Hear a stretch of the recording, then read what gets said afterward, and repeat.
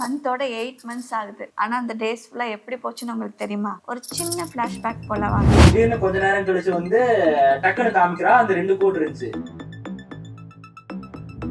இவங்களே கேட்டாங்க இப்போ கன்ஃபார்மா இல்லையா அப்படின்னு வாய் விட்டே கேட்டாங்க. சும்மா அவங்க போன உடனே ஒண்ணு பேபி இருக்கணும்ங்கணும் இல்ல இல்லங்கணும். அது விட்டுட்டு அதே வீக்ல தான் நாம இருக்கோம், நமக்கு ஏன் வரல அப்படின்னு அவகிட்ட போன் பண்ணி கேட்கும்போது அவ ஒரு மாதிரி தெரியல. ஒரு சில பேருக்கு வந்து டிலே ஆகலாம். அவங்க கிட்ட இருந்து தான் எல்லாமே த்ரூ அவுட்டா ஒவ்வொன்னா வந்து எல்லாமே உங்களுக்கு ஆர்கனைஸ் ஆச்சு. மேக்கப் நாங்க போட்டுறோம், ஓகே. போட்டோகிராஃபி யாரு அப்படிங்கும்போது அசோகாஸ் பேசலாம் அப்படிங்கிற மாதிரி அவங்களாம் வந்து பேசினாங்க. ஃபுல்லான ஒரு விஷயம் என்னன்னா மேட் ஒரு நம்ம வளகாப்பு பண்ணது டோட்டலா நமக்கு கொலாபரேஷன்ல தான் வந்துச்சு.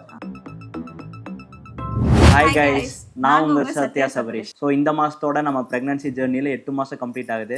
நிறைய பேர் ப்ரெக்னன்சி பற்றி வீடியோ போடுங்க, ப்ரெக்னன்சி ஜேர்னி போடுங்க அப்படின்னு சொல்லி கேட்டிருந்தீங்க. ஸோ அதுக்கான வீடியோ தான் இது. நாங்கள் பிகினிங்லேருந்து என்னோட ப்ரெக்னன்சி ஜேர்னி உங்கள்கிட்ட ஷேர் பண்ணிக்கவே இல்லை. ஏன்னா எங்களுக்கு எப்படி போச்சுன்னே தெரில. அவ்வளோ ஃபாஸ்ட்டாக போய் இப்போ 8 months வந்து நிற்குது. ஸோ இன்னைக்கு வந்து ஒரு ஹானஸ்டான, ஒரு எமோஷனலான, ஒரு ஃபன்னியான ஒரு ப்ரெக்னன்சி ஜேர்னி எப்படி போச்சு அப்படிங்கிறது உங்ககிட்ட ரிவீல் பண்ணலாம் அப்படிங்கிறதுக்காக இந்த வீடியோ எடுக்கிறோம். இப்போ அப்படியே டிசம்பர் 2024 போகலாம். டிசம்பர் 2 அன்னைக்கு எங்கள் அம்மா ஊர்லேருந்து வந்திருந்தாங்க. ஸோ எனக்கு வந்து பீரியட் வரல.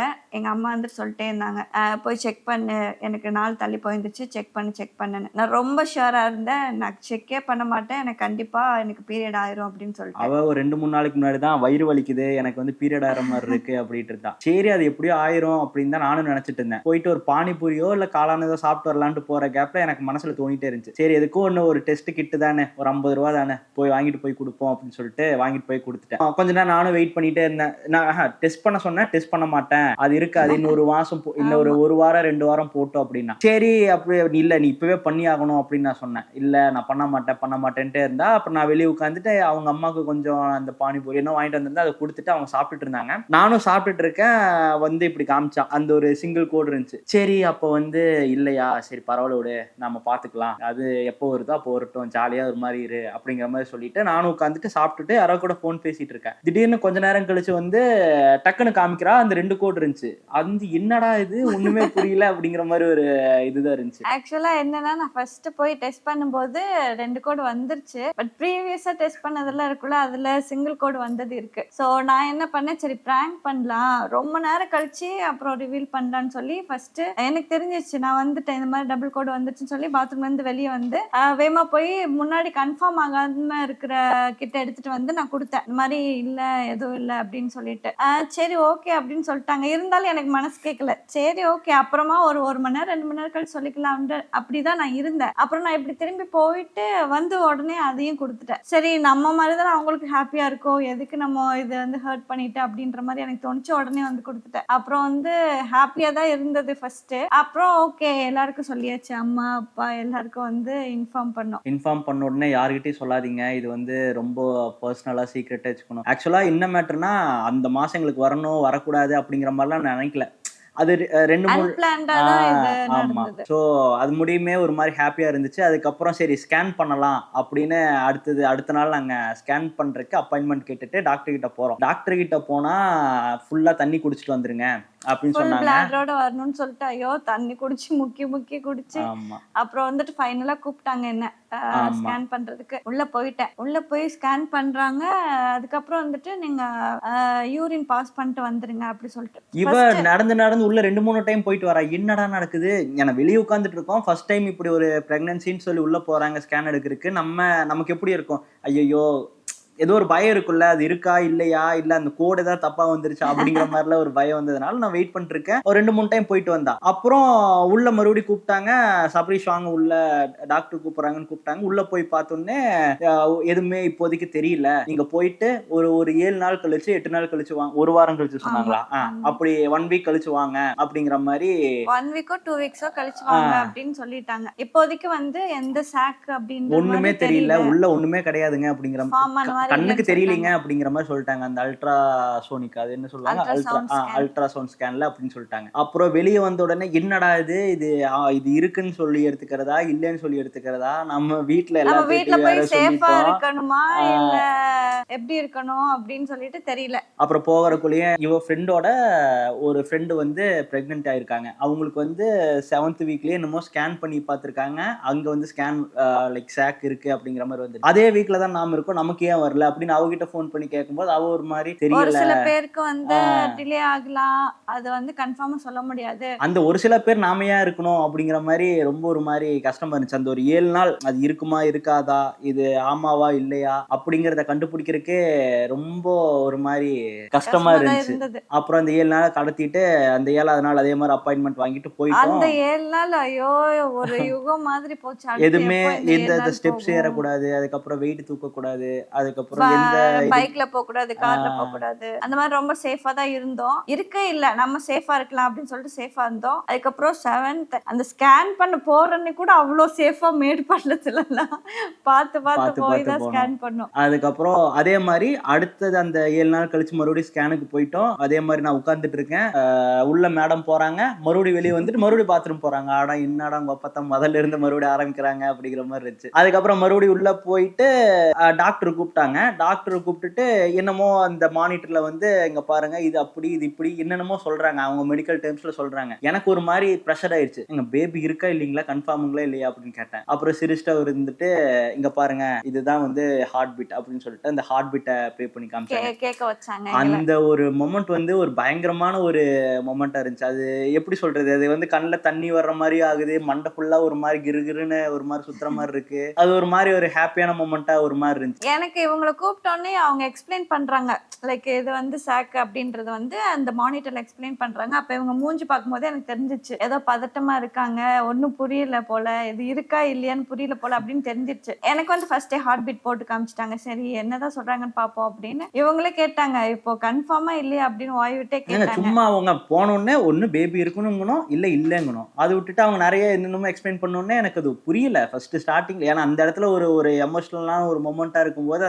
நமக்கு அதெல்லாமே அண்டர்ஸ்டாண்ட் பண்றதுக்கு நமக்கு முடியல. சோ அதனாலதான் டக்குன்னு ஏன்னா இவங்க முன்னாடி பண்ண சீன் அப்படி பாத்ரூம் போறது வர்றது, அது போறது எப்படிங்க வெளியே வந்துட்டு ஏதோ ஒண்ணு சொன்னா பரவாயில்ல, இங்க இருந்து அப்படியே டாக்டர் ரூம்ல வருவாங்க, அட நம்ம இங்கதான் உட்கார்ந்து இருந்தோம் மூஞ்சி பார்த்துட்டு இல்ல ஒண்ணு இல்ல இரு அப்படின்னு சொன்னா கூட பரவாயில்ல, இப்படியே வந்துட்டு அப்படியே பார்க்காத மாதிரி யூட்டன் போட்டு போவாங்க. பாத்ரூம் ஏதோ ஒரு 3வது மனுஷன் 4வது மனுஷன் உட்கார்ந்து இருக்கிற மாதிரி அப்படியே போயிருவாங்க. சோ அதெல்லாம் ஒரு பயம் நமக்கு இருந்ததுனால பயம் இருக்குல்ல என்ன சொல்ல போறாங்கன்னு சொல்லி எனக்கும் தெரியாது. ஃபர்ஸ்ட் அவங்க அப்டாமினல் ஸ்கேன் பண்ணாங்க, அப்புறம் யூரின் போயிட்டு வாங்கன்னு சொல்லிட்டு டிரான்ஸ்வஜைனல் ஸ்கேன் பண்ணாங்க. ஸோ அதுக்கப்புறம் 2 ஸ்கேன் பண்ணதுக்கு அப்புறம் தான் அப்புறம் கன்ஃபார்ம் பண்ணாங்க, இந்த மாதிரி ஹார்ட் பீட்லாம் போட்டு காமிச்சாங்க. அதுக்கப்புறம் எல்லாமே ஓகே அப்படின்னு ஆனதுக்கு அப்புறம் வீட்டுக்கு வந்ததுக்கு அப்புறம் அப்பா அம்மா கிட்ட எல்லார்த்திட்ட சொல்லும் போது அவங்களும் ஹாப்பி. ஓகே இப்படி ஹார்ட் பீட், ஏன்னா நாங்க நினைச்சது என்னன்னா சாக் விசிபிள் இருந்தா போதும் அப்படிங்கிற மாதிரி தான் நாங்க நினைச்சிட்டு இருந்தோம். ஹார்ட் பீட்டே அங்க ஹார்ட் பீட்டே வந்துருச்சு வந்துருச்சு அப்படின்னு அப்படிங்கும்போது ரொம்ப ஒரு மாதிரி ஹாப்பியான மொமெண்டா இருந்துச்சு. அதே மாதிரி ஃபேமிலி எல்லாத்திட்டையும் சொல்லிட்டோம். சொன்னதுக்கு அப்புறம் அந்த ஒரு ஒரு ஒரு மாசம் ஒரு 15 டேஸ் என்னமோ தான் இங்க நாங்க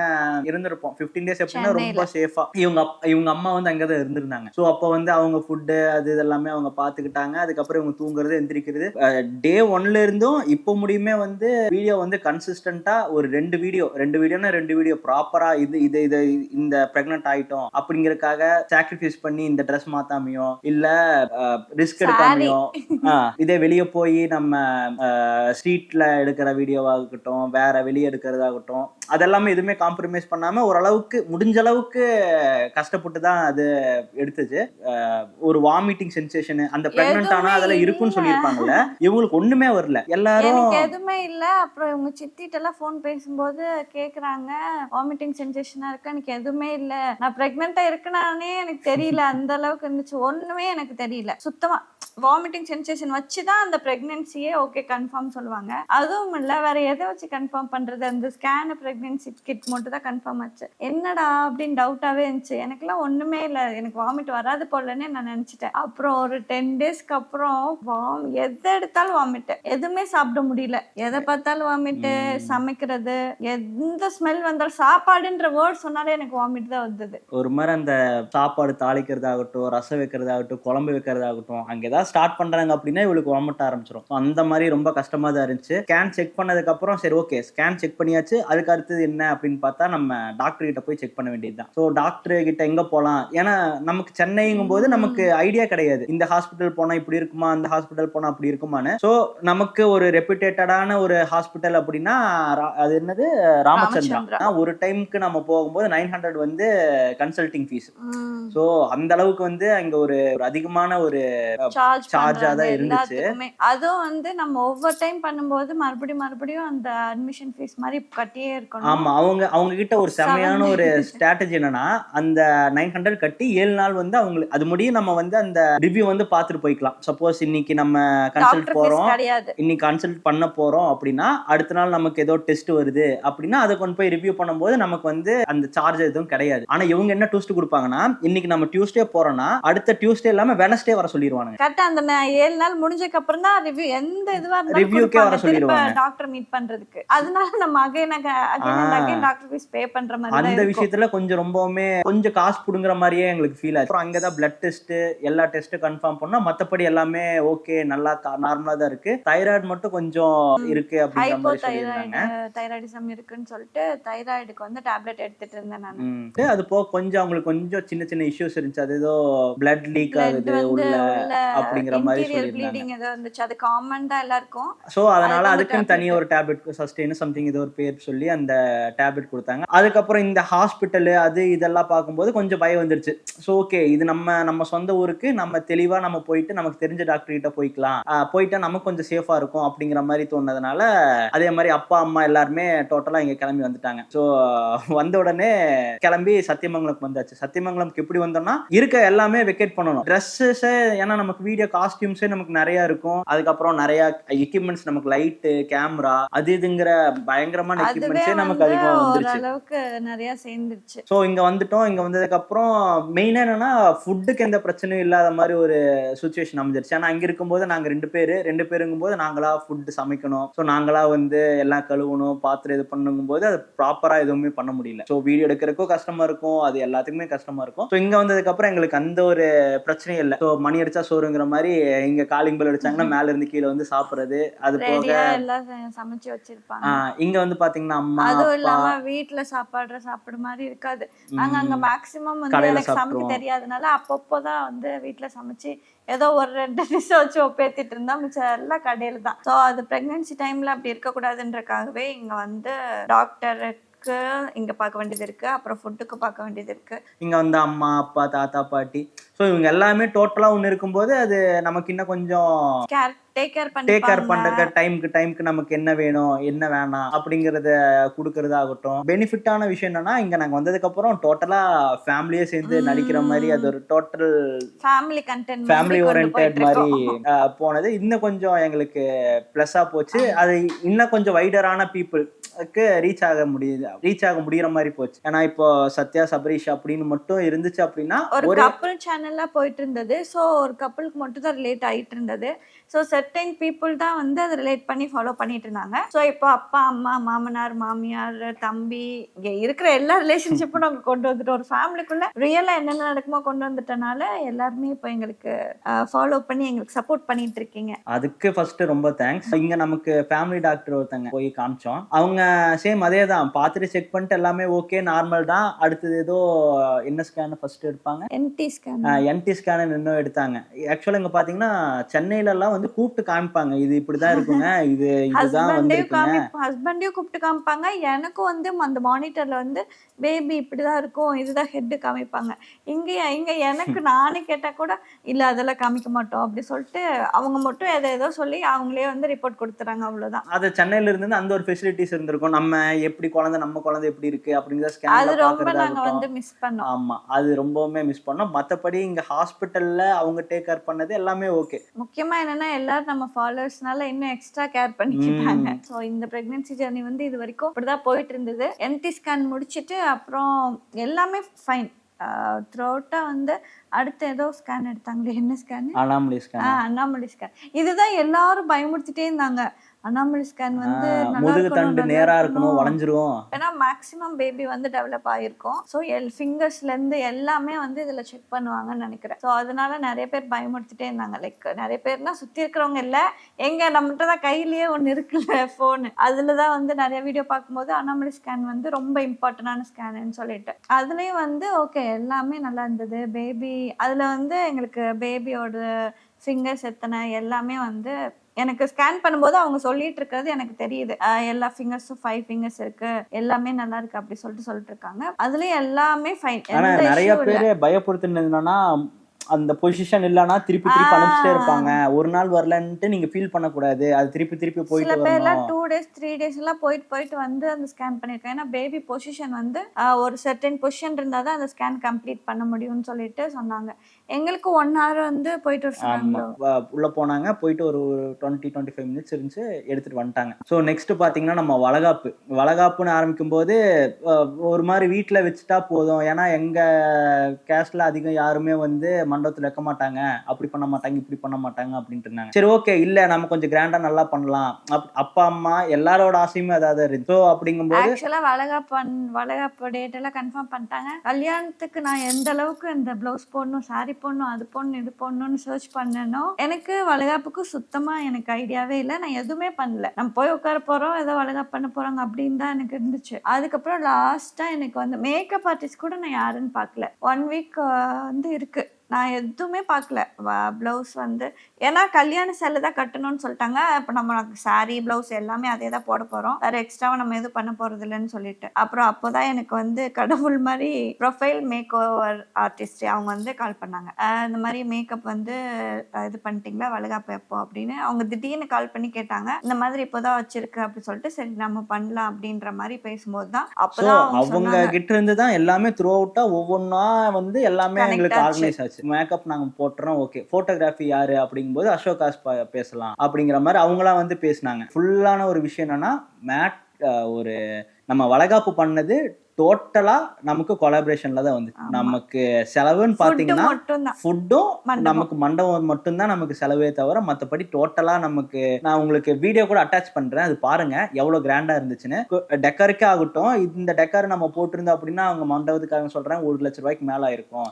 இதே இந்த மேக்கப்னா ஒரு 30,000-40,000 ஆயிருக்கும். இதே இந்த மாலைக்குன்னா இவ்வளவு ஆயிருக்கும் அவ்வளவு ஆயிருக்கும் போது ஒரு 2 லட்சம் 3 லட்சம் ரூபாய் ஆக வேண்டியதை ஒரு டோட்டலா இந்த ஒரு வீடியோ போடுறோம், இந்த சப்போர்ட் நீங்க கொடுக்கறதுனால, இது எங்களை வைட் ரேஞ்சில கொண்டு போனதுனால இது எங்களுக்கு எல்லாமே கொஞ்சம் ஈஸியாவே அமைஞ்சிருச்சு. கல்யாணத்துக்கு கூட நாங்க தேடி அலைஞ்சோம். இப்ப நம்ம ஒரு 1 மில்லியன் ஒரு 4 மில்லியன் சப்ஸ்கிரைபர் இருக்கும்போது அப்ரோச் பண்றது கொஞ்சம் ஈஸியா இருந்துச்சு. சோ அதே மாதிரி வளகாப்புலயும் ஜாலி தாங்க, எல்லாமே வந்து சூப்பரா போச்சு. கொஞ்சம் ஆனா என்ன பெண்டை தான் நிமித்திட்டாங்க, கொஞ்சம் கூட்டம் அதிகமா வந்த உடனே எல்லாத்துக்கும் நின்னுட்டு அந்த அந்த எங்க இதுல என்னன்னா போட்டோவே எடுக்க முடியல. அரிசி போடுவாங்க, அது வந்து பாத்தீங்கன்னா இருக்கிற எல்லாருமே வந்து போட ஆரம்பிச்சிட்டாங்க. அது நமக்கு ரொம்ப டைம் ஆயிருச்சு. ரொம்ப கொஞ்சம் மேக்கப்லாம் கூட ரொம்ப ஒரு மாதிரி இந்த சந்தன போட்டு வச்சு ஃபுல்லா மூஞ்ச இதாக்கிட்டாங்க. அது லோக்கல் குங்குமம் வாங்கியிருப்பாங்க போல, மூஞ்சி ஃபுல்லா ரத்தம் பூசின மாதிரி ஆயிடுச்சுங்க. அது ஒரு மாதிரி மூக்கு ஃபுல்லா. அதுக்கப்புறம் மறுபடியும் வந்து அந்த காம்பேக்ட போட்டு கலர் கரெக்ட் பண்ணிட்டு இருந்தாங்க. அப்புறம் அந்த ஈவெண்ட்ல எங்களுக்கு இன்னும் ரொம்ப பிடிச்சது என்னன்னா அந்த இது பேர் என்னது, பிளேட் டெக்கரேஷனும் சூப்பரா பண்ணியிருந்தாங்க. திருப்பூர்ல இருந்து பண்ணியிருந்தாங்க, அவங்களும் வந்து நல்லா பண்ணியிருந்தாங்க. அதுக்கப்புறம் நமக்கு இது வச்சாங்கல்ல ஃபிங்கர் பிரிண்ட். அது என்னன்னா பாயா கேர்ளா அப்படிங்கிறது வந்து டோட்டலா அந்த கிரௌட் கிட்ட இருந்து எல்லாத்துக்கிட்டையும், இப்ப நம்ம சொந்தக்காரங்க கிட்ட இருந்து உங்களுக்கு பாய் பிறக்கணும்னு ஆசையா, இவங்களுக்கு என்ன பிறந்தா நல்லா இருக்கும் நீங்க நினைக்கிறீங்க, இப்ப எல்லாரும் அது பண்றாங்க. மேக்ஸிமம் உங்களுக்கு தெரிஞ்சிருக்கும். அது மாதிரி எங்களுக்கு வந்து அது தெரியல. அவங்க பிளேட் டெக்கர்ல இருந்து சஜஸ்ட் பண்ணிருந்தாங்க. ஃபர்ஸ்ட் டைம் நாங்க பண்ணோம். அந்த பிரான்ச்சஸ்ல எல்லாம் நிறைய எங்க ரிலேட்டிவ்ஸ் எல்லாம் வச்சிருந்தாங்க அவங்களோட ஃபிங்கர் பிரிண்ட். இருந்து எல்லாருமே சொன்னது என்னன்னா, உங்களுக்கு வந்து பையன்தான் பிறக்கும், எங்க போனாலும் பையன்தான். இப்போ ஒரு கோயிலுக்கு போறோம்னு வைங்களேன், கோயில்ல இருக்க பூசாரி இருந்துட்டு உங்களுக்கு முருகனே வந்து பிறந்துருவாங்க அப்படிம்பாங்க. முருகன் கோயிலுக்கு போகும்போது அப்படி சொல்லியிருந்தாங்க. நானும் வந்து என்னோட இன்ட்யூஷன் அதான், ஃபுல் அண்ட் ஃபுல் எனக்கு 99% வந்து பாய் அப்படிதான் நினைச்சிட்டு. அதே மாதிரி அந்த போர்ட்ல வச்சவங்களும் மேக்ஸிமம் எல்லாமே பையன் பொண்ணு ஓரளவுக்கு வச்சிருந்திருக்காங்க. பட் ஆனா ஒண்ணுதான் அப்படியா, ஆனா பொண்ணும் ஈக்குவலா வச்சிருக்காங்க. வந்து கேர்ள், 29 பாய். ஒன்னே ஒண்ணுதான் எச்சா இருந்தது, பாய் தான் எச்சா இருந்தது ஈவன். அப்புறம் வந்துட்டு நாங்களும் அப்படிதான் நினைச்சிட்டு இருக்கோம் இப்போ வரைக்கும். நான் அப்படி நினைக்கல. எனக்கு வந்து ஒரு பொண்ணா இருந்துச்சுன்னா ஹாப்பி அப்படிங்கிற மாதிரி ஒரு இதுதான். இவங்களுக்கு பையன் பாதி பொண்ணு பாதியா? அப்படிதான் இருந்துச்சு ஃபர்ஸ்ட். எனக்கு பையனா இருந்தா ஓகே, ஏன்னா பையனா இருந்தா கொஞ்சம் சேஃபு, நம்ம அவன் பாட்டுக்கு அவன் எங்கேயாவது திரிவான் அப்படிங்கிற மாதிரி விட்டுறலாம். இதை பொண்ணுனா கொஞ்சம் நம்ம பத்திரமா பாத்துக்கணும் அப்படிங்கிற மாதிரி இருந்துச்சு. பட் ஆனா ஒரு பொண்ணு இருக்கும்போது அது ஒரு மாதிரி ஜாலியா, ஒரு மாதிரி நம்ம பாசமா இருப்போம் எங்க அப்படிங்கறதுனால. மாமனாருக்கும் அப்படிதான், பொண்ணு வேணும் பொண்ணு வேணும், பொண்ணு பிறந்தாதான் நான் வந்து வீட்டுக்கு சேர்ப்பேன், இல்லைன்னா உங்க அப்பா வீட்டுக்கு போயிருன்னு சொல்லிட்டு இருக்காரு இப்போ வரைக்கும். என்னதான் பிறக்குதுன்னு தெரியல, பாக்கலாம். நமக்கு வந்து பொண்ணு பிறக்கணும் தாங்க ஆசை. எனக்கு பையன்தான் பிறக்கும். பாப்போம். நிறைய பேர் வீடியோல இன்னும் பாய் பேபின்னு தான் கமெண்ட் பண்ணிட்டு இருக்கீங்க, வயிறை வச்சு சொல்றீங்கன்னு நினைக்கிறேன். பிரெக்னன்சி ஜர்னிலேயே ஒரு ஒஸ்டான மொமெண்ட் என்னன்னா, எல்லாரும் இவ ஹைட்டா இருக்கால, ஹைட்டா ஒல்லியா இருக்கனால வயிறு வந்து பெருசா தெரியல. இன்னும் வயிறு சின்னதா இருக்கணும்னு இவளுக்கு ஒரு இது வந்துருச்சு. ஐயோ இப்ப நம்ம குழந்தை வந்து அப்ப சின்னதா தான் இருக்கும் போல அப்படின்னு நைட் வந்து புழு புழுன்னு அழுவா. அதுக்கு என்ன பண்ண முடியும், நல்லா சாப்பிடுறது சாப்பிட்டாச்சு, மருந்து சாப்பிடுறது சாப்பிட்டாச்சு, சொல்லிட்டோம் பர்டிகுலரா இதுக்குன்னு ஏதாவது சாப்பிடணுங்களா அப்படின்னா என்ன சாப்பிடுறீங்க கேட்டாங்க. பேனாவை கீழே போட்டு இப்ப நல்லாதான் சாப்பிடுறீங்க, சரி இதுக்கு மேல என்ன சாப்பிடுவீங்க சொல்லுங்க, இல்லைங்க இது சாப்பிடுறதே போதுங்க அப்படின்னு சொல்லிட்டு வந்துருவோம். ஸோ என்னன்னா அந்த ஹைட்டா இருக்கவங்களுக்கு இது ஒரு பிரச்சனை. ஸோ இது வரைக்கும் நல்லா தான் எல்லாம் போயிட்டு இருக்கு. அதுக்கடுத்து ஃபியூச்சர்ல என்ன அப்படின்றத என்னவா இருந்தாலும் பாத்துக்கலாம், என்ன ஆயிர போகுது. ஆமா, எங்களுக்கு பையனா பொண்ணா நீங்க என்ன எக்ஸ்பெக்ட் பண்றீங்க அப்படிங்கிறத கமெண்ட்ல சொல்லுங்க. ஸோ த்ரூ அவுட்டா வந்து பாத்தீங்கன்னா இந்த 8th மந்த் முடியும், அந்த ஸ்டார்டிங் ஃப்ரம் பிரெக்னன்சி டேட் 1 அது கன்ஃபார்ம் பண்ணதுல இருந்து வளகாப்பு முடிஞ்ச முடியுமே வந்து ரொம்பவுமே ஹாப்பியா இருந்துச்சு.